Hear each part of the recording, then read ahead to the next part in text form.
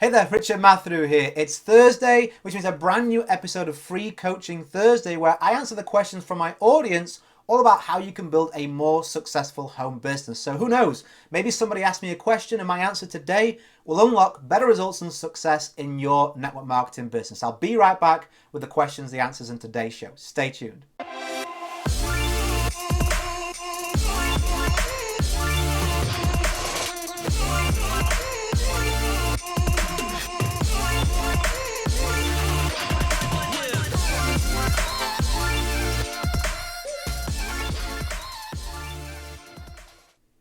Okay, let's look at question number one.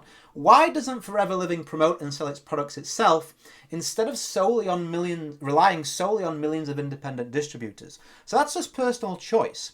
I think people sometimes misconstrue network marketing as this weird, strange, limited, small, tiny thing, right? And it's not. The network marketing industry is larger than the movie and the music industry combined. It's a big deal. It's a big industry. And each of those companies, they have a choice as to how they want to fuel their business.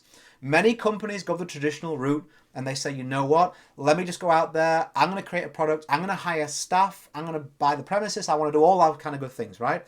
A network marketing company simply says, you know what, I don't want to pay external advertising, radio, TV, billboards, staffing costs, all these kind of things. I would rather give away a percentage of every sale, but have people be in control of that themselves with representatives. There's positives and negatives for both. It's the company's sole choice. They obviously believe at Forever Living and many other companies that is a better way forward, so they're sticking to that route. I wouldn't say one is better or worse. There's loads of positives and negatives. We won't get into that now, but that's their choice. That's why they do it.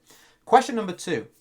What are some difficult ways to get passive income but the most rewarding? So I think this is a misconception in wider society that for something to be rewarding, it has to be the most difficult. Now, often there's a correlation between if something is worthwhile, it's tricky, that's why most people aren't doing it, but I wouldn't set yourself up to say this is going to be really, really, really like hard, difficult, because it doesn't have to be. It doesn't have to be complex. I think a lot of times people think difficult, think complex. So you can absolutely get great results, fast results in something that is rewarding and difficult by simplifying the process. Identify how much passive income you want to generate. Identify the kind of things that you are happy to do to achieve that, and then start to build a strategy around those two answers, and you're going to find that it becomes a lot more simpler than you realize. Will it take consistency? Will it take effort? Will it, yes. Will it be easy? Probably not. But don't kind of set yourself up and say, right, this is going to be so hard, so difficult, so complex, because what you concentrate on expands. You're putting a barrier there all by yourself that doesn't even exist.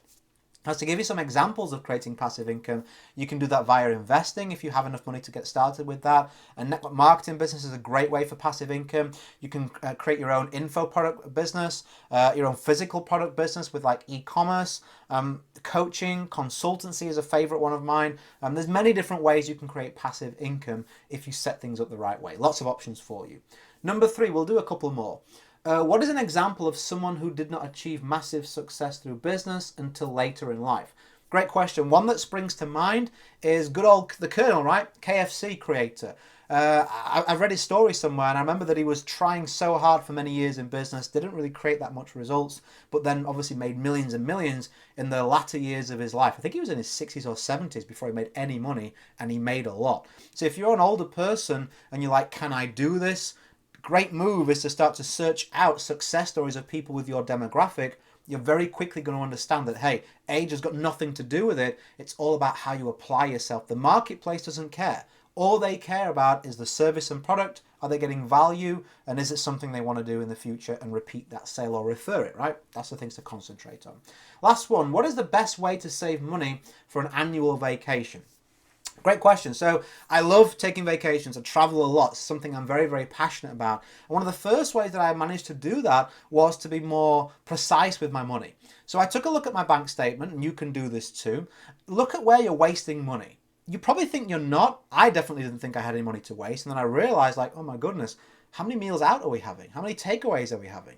do I really need to buy that? Do I really need to purchase that? Could I not have reused something? Could I not have been a bit smarter with that? You know, sometimes we're lazy and we look for convenience and we pay for it and we don't really need to. So I kind of reduced all those little wastages, and I took those little pockets of money and I put them in a separate account, which I called holiday fund. So every single month, after a couple of months, I realized the amount that I had spare now from cutting back, like I just told you, and I took that amount and I every single month put it into a holiday fund, and then over the course of the year it gave us enough to go on a great vacation. It also is a great and useful process because it stops wastage in your accounts, and it shows you that you can save up for really good things. And it's really like, it feels really good to be able to do something for your family or for yourself or to create a memory and know that you worked for that, you generated that, and you worked smarter to make that a reality. So I do this with all sorts of things now. I have multiple accounts. I have a tax account, I have a holiday account, I have a business development account. I have about 4 or 5 savings accounts that have standing orders going to all of them,